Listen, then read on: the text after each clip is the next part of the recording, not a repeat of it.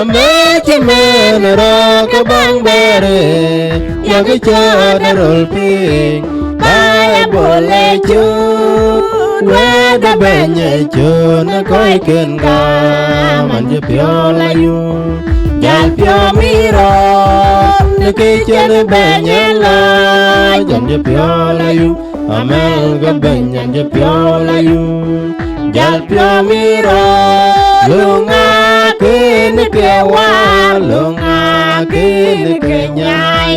lung ke benya to chelweli cheni lweli e chuan wil ke benya che alwe anje pyo la yu jal pyo miror ne ke cheni benya la anje pyo la yu amel ke benya anje pyo la yu jal pyo miror yu kwe de ben kor Ranya kureyu Puranya tungai lepo Tong ya topanya Lanja piola yu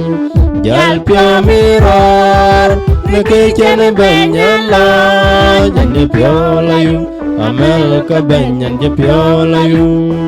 Jal pio miror Yugu wil ka ben kwen Duku yare te chilong Duku yare ne chwal chale yugo bente der Bu pira te alo Manje piola yu Jal pio miror Neke chene benyen la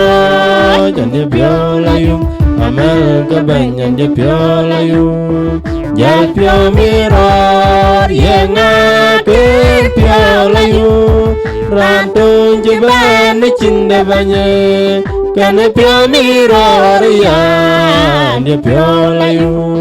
Jal pio miror Neke chane banyak la Chane pio layu Amal ka banyak je pio layu Jal pio miror